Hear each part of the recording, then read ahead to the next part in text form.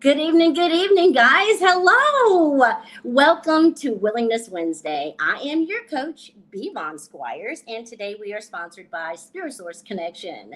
I am so happy to be here with you today. If you are new, I'd like to say welcome. Welcome, welcome. I hope you hear something today that's going to encourage you to come back again next week.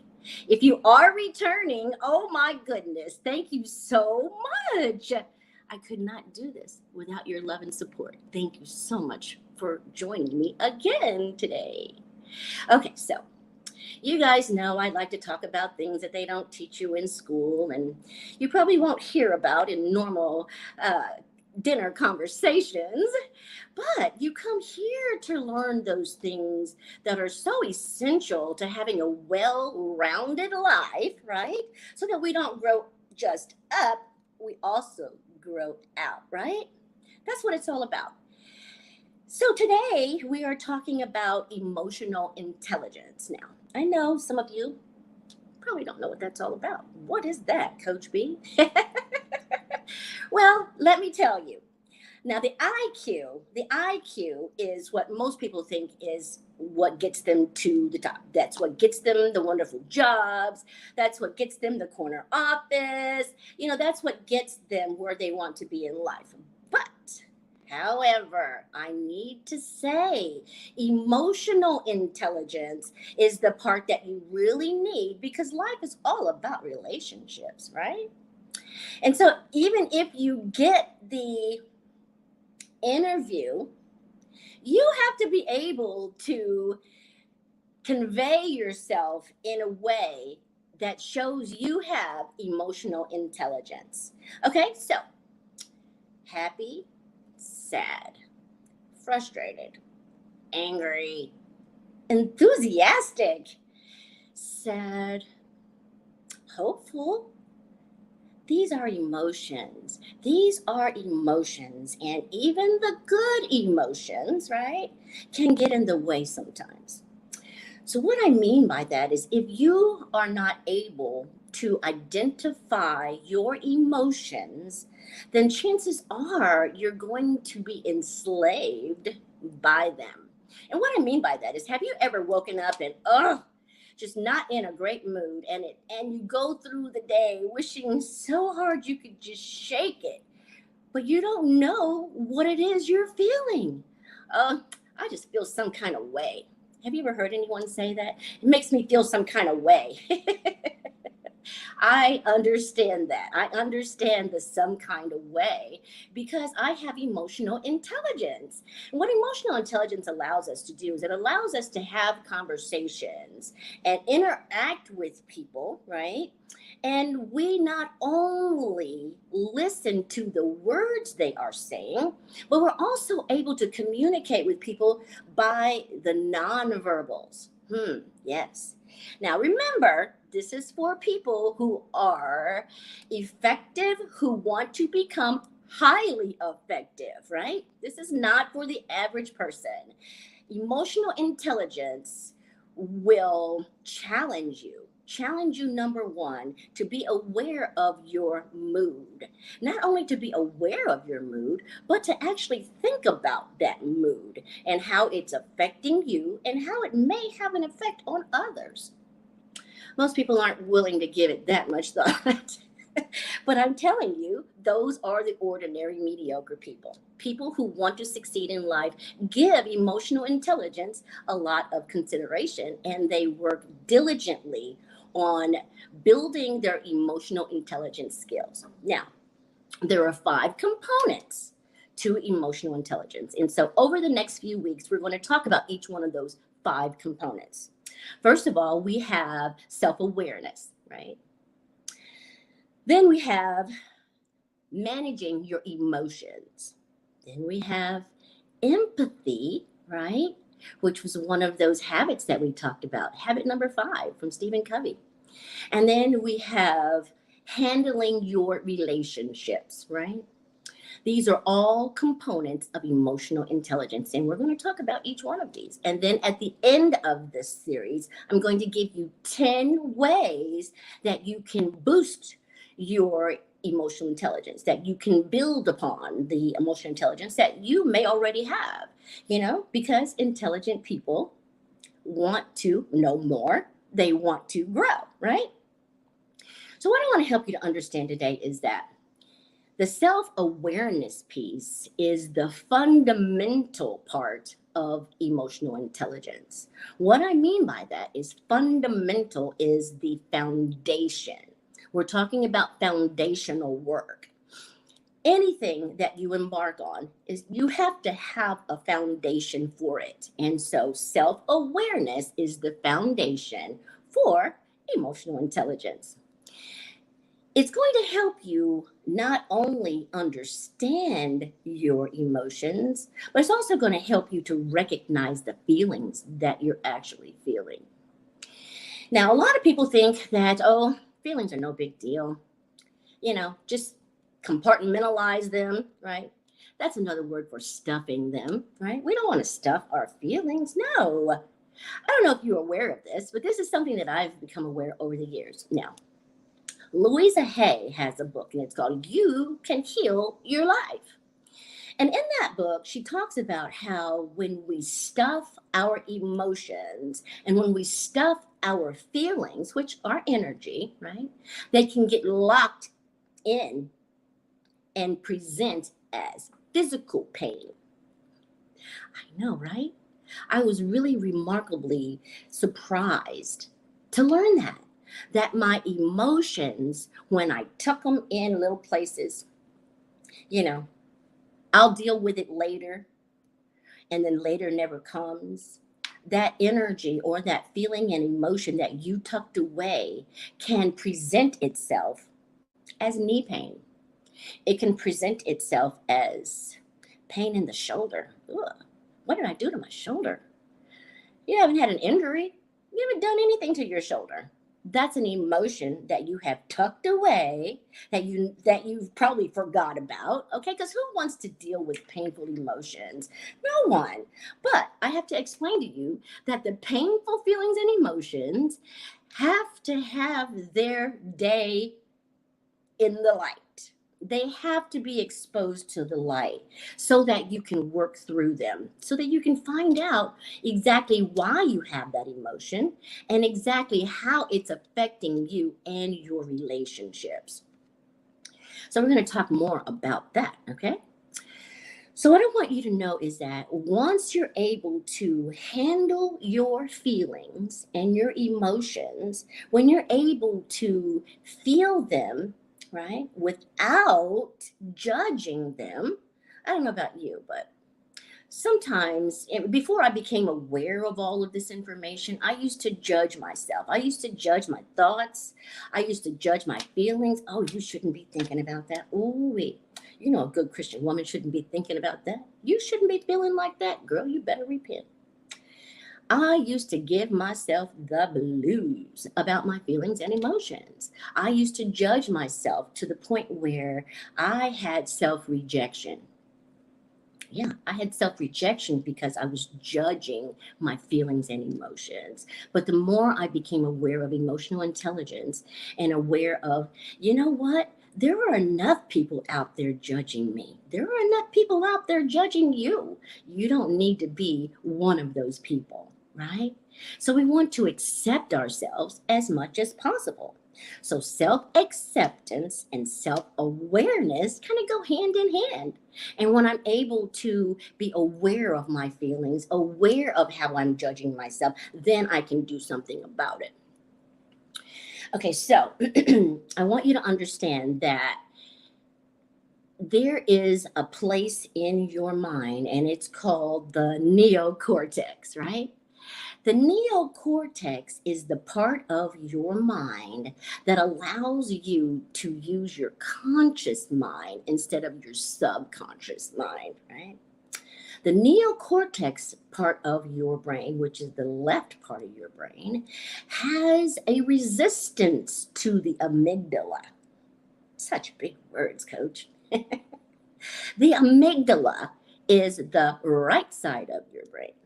Now, back when we were cave people, and you know what I mean, uncivilized, and we had to go out and hunt for our food, the amygdala played a very huge role in how we maintained ourselves throughout the day. The amygdala is the part of us that says, oh my God, there's a lion. I better run. Woo! Get out, run, run, run, right?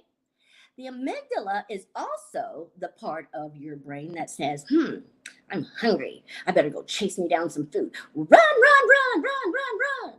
It is the flight or fight part of your brain, right? And this part is activated by intense emotions. Now, I don't know about you, but we have many opportunities throughout the day to have some pretty intense emotions, right? So when I'm able to give the right percentage, if you will, right level, if I'm able to engage appropriately with the situation and not over magnify it, not overly respond or not overly react, right? Then I have an opportunity to use the left part of my brain, which is the neocortex. What I want to help you to understand is the fight or flight response that we enact with those emotions, those charged emotions, it has a way of what's the word I'm looking for? It has a way of I'm not sure exactly how to say this. It has a way of eating away at you. It has a way of stressing your organs. It has a way of stressing you. And that is not a healthy place to be. But when I can identify my emotions through the left side of my brain, then I can free myself from the amygdala, which has hijacked my emotions. But if I am not able to enact the language part of my brain, I am not able to identify the emotion, then I'm not able to get any freedom from the effects of that emotion. Then I start judging myself, and then I start becoming an unhealthy component of my relationships. Now, when we start thinking about all the relationships that we have, we want to make sure that we are processing through our emotions. And I want to tell you, if you're unable to do that, that's okay, because I'm here to help you. I am your coach, and you can call me. You can dial 317-721-4315, or you can email me at b.von@gmail.com, and I can help you learn how to identify your emotions and learn how to manage them, learn how to maneuver through your emotions so that you don't get caught in a negative one that you're going to end up having to stuff so that you can make it through the day and then not ever get back to that emotion, and then it's set up inside your body as physical pain. We definitely don't want that. It's not necessary, and I'm here to help you so that it doesn't happen, okay? All right, so now I want to help you to understand. I talked to you about running away from the lion and running to catch food for my dinner, right? Now, as evolution has taken place, now the fear, right? The gripping fear of running from that lion is no longer my gripping fear. Now, my gripping fear is they're not going to accept me. They're going to judge me. Oh my God, I feel inadequate. Oh my God. These types of charged emotions can also send us into fight or flight, right? Because now I'm not running from anything. that's going to actually eat me. I'm running from something that's going to make me feel bad. Or I am going to, oh my God, I have to make them like me. Oh my God, I have to perform. And then that's another type of charged emotion that enacts the amygdala, right? Which now I'm again in fight or flight, but for a very different reason. Now, when we were unable to live on our own and we needed to have a village to carry us, back in the day, we lived in tribes and we lived in villages. And if the people in the tribe did not like you, you're not eating today. If the people in the tribe rejected you, oh, your life is good as gone, because outside of the tribe there's no safety. But today, guess what? If they don't like you, no lion's gonna eat you. Guess what? If they don't accept you, you're not gonna die. It's gonna be okay. But we have to be able to manage our emotions in a realistic way so that we don't start thinking, oh, there's nothing I can do about it. That's just not true. You can have self awareness and you can have self acceptance so that you yourself can accept yourself, regardless of whoever doesn't. But of course, we want to be liked. And of course, we want to have healthy relationships. And so, learning how to manage your emotions, right, is what's going to help you with that.